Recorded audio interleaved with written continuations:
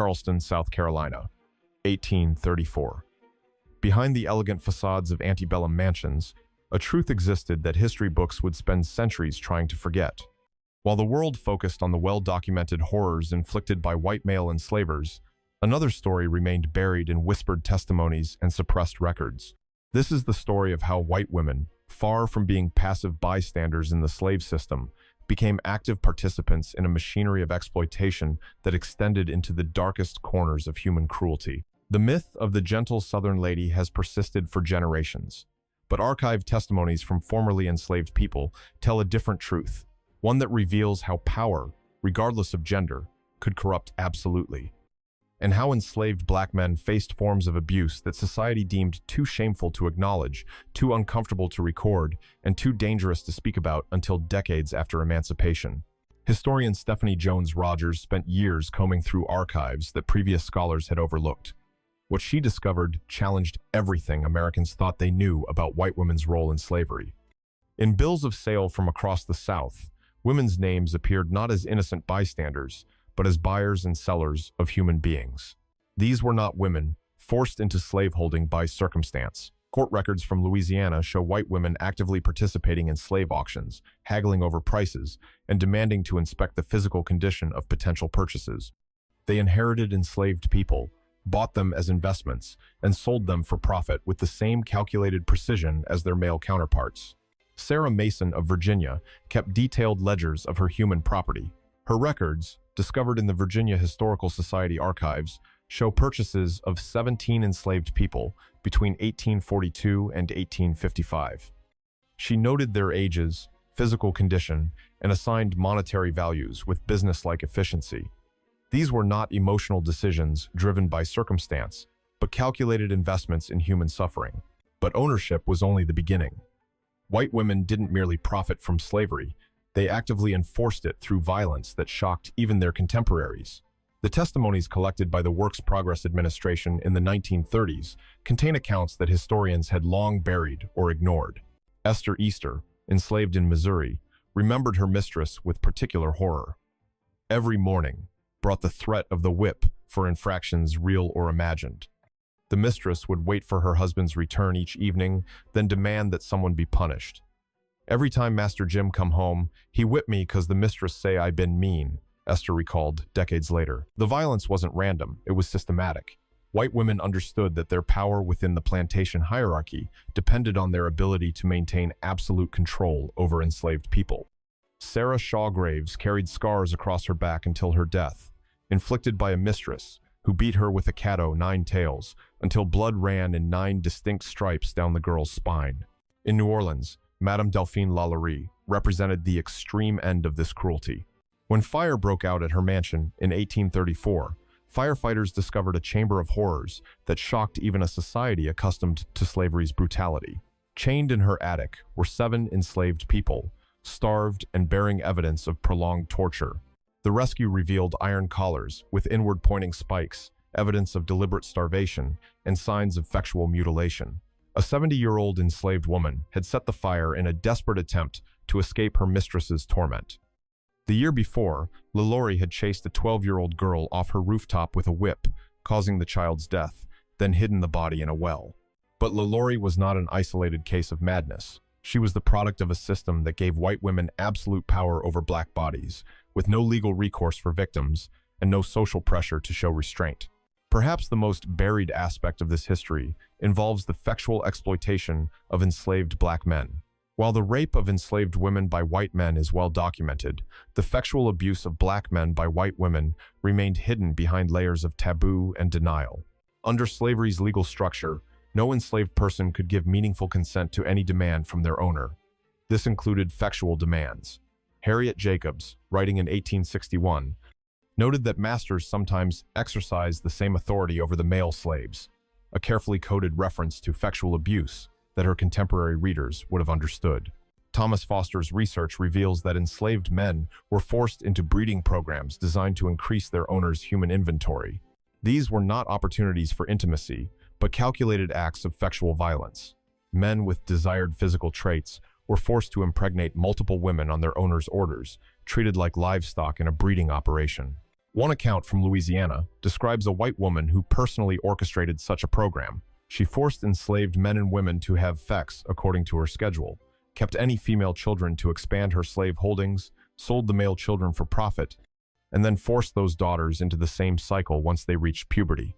This multi-generational system of sexual exploitation was designed and managed entirely by a white woman seeking to maximize her investment in human beings.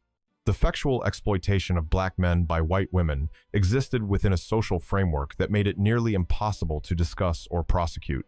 Southern society's obsession with white female purity created a deadly double standard. While white women could abuse black men behind closed doors, any hint that a black man had initiated contact with a white woman could result in lynching. This hypocrisy was weaponized by white women who understood they could exploit enslaved men with impunity. If their abuse was discovered, they could claim the black man had assaulted them, knowing that society would believe their word over his. The accused man would face torture and death, while the white woman's reputation remained intact. Archie Williams later testified that he was commanded by his mistress to sleep with her, submitting out of fear of the consequences if he refused. His story only came to light decades after emancipation, when the immediate threat of retribution had passed. Most such accounts never surfaced at all. The law provided enslaved people with no protection from sexual abuse. In slaveholding states, rape was only considered a crime when the victim was white. An 1859 court ruling stated explicitly that a black man could not be guilty of raping a black woman because it was only a crime to commit a rape upon a white woman. This legal framework meant that if an enslaved man was sexually assaulted by a white woman, he had no recourse through the courts. Complaining could actually backfire, as it would implicitly accuse a white person of a crime and could invite violent punishment.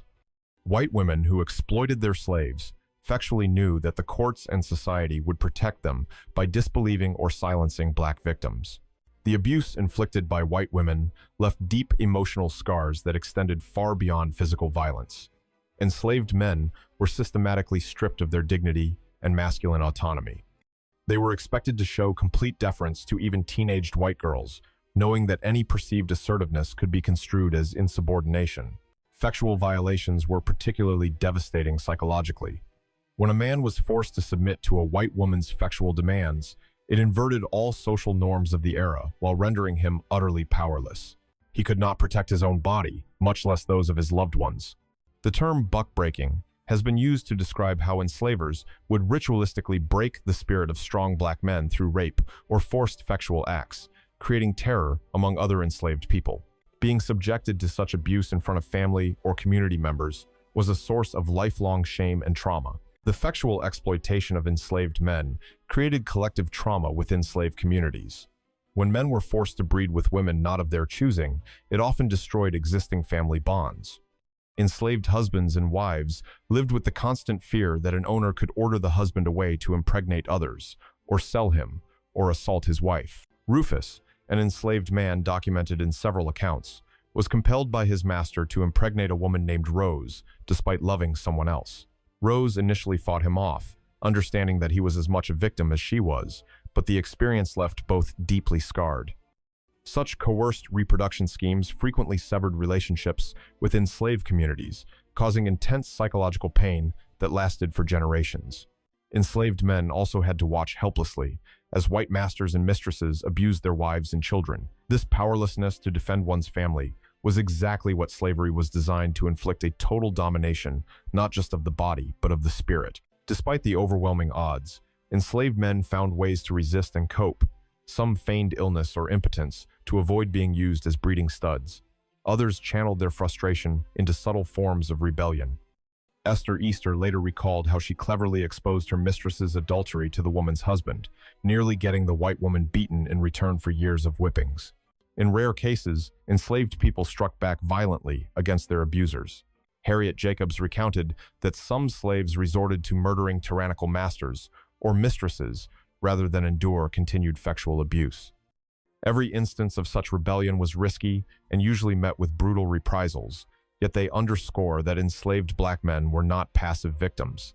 Many waited until the chaos of the Civil War to join the Union Army or otherwise aid in destroying the slave regime that had tormented them. The emotional toll of decades of abuse contributed to a steely resolve among some to fight for freedom, though the psychological scars remained long after liberation. For over a century, the role of white women in enslaving and abusing black men was minimized or excised from mainstream history. It made historians and the public uncomfortable, clashing with both Southern mythology and certain narratives about women's roles in history. It wasn't until the 1930s, when elderly, formerly enslaved people were interviewed by the Works Progress Administration, that many of these accounts were written down. Those interviews contain extensive evidence of white women's involvement in slave abuse, evidence that earlier historians often ignored or dismissed. Former slaves spoke, sometimes with difficulty, about cruel mistresses alongside brutal masters. Yet for decades, these testimonies languished in archives. Only in recent years have scholars systematically examined them, corroborating accounts with legal records and personal letters. Recent scholarship has forced a reckoning with these uncomfortable truths. Stephanie Jones Rogers' research reveals what she calls a very ugly feminist history, one where a group of women gained power and autonomy only by oppressing another group. It's a chapter that doesn't fit neatly into celebratory narratives of women's progress. Thomas Foster's work on sexual violence has expanded our understanding by including male victims. He notes that one reason this was overlooked is the entrenched notion that rape equals man attacking woman, whereas scenarios involving women abusing men didn't register as rape historically. By reframing sexual assault as fundamentally about power rather than gender, scholars have started to see clearly that slavery was a vast system of sexual coercion, affecting everyone enslaved men, women, and children. Bringing these stories to light is not meant to vilify all white women of the past, but to complete the historical record and honor those whose suffering was long ignored. For African Americans, acknowledging that black men were rape victims helps explain certain intergenerational traumas and silence around sexual matters. These revelations honor the memory of men whose names rarely made it into history books. Rufus, forced to be a breeding stud against his will. Unnamed men in Maryland forced at gunpoint to commit rape as punishment. Countless others whose lives were scarred by abuse that society told them no one would believe or care about. The treatment of enslaved black men by white American women reveals how power corrupts regardless of gender. It shows that the cruelty of slavery knew no bounds. Women, despite their own subordination in a patriarchal society, could manipulate that system to dominate others in devastating ways. These truths have long been buried under romanticized myths and genteel facades, but confronting them forces us to abandon simplistic views of victimhood and complicity. Understanding how oppression creates webs that entangle everyone helps us grasp slavery's full depravity and its lasting legacy. By examining these hidden corners of history, we honor the resilience of those who endured the unthinkable while renewing our commitment to never look away from the complete truth, no matter how painful it is to acknowledge.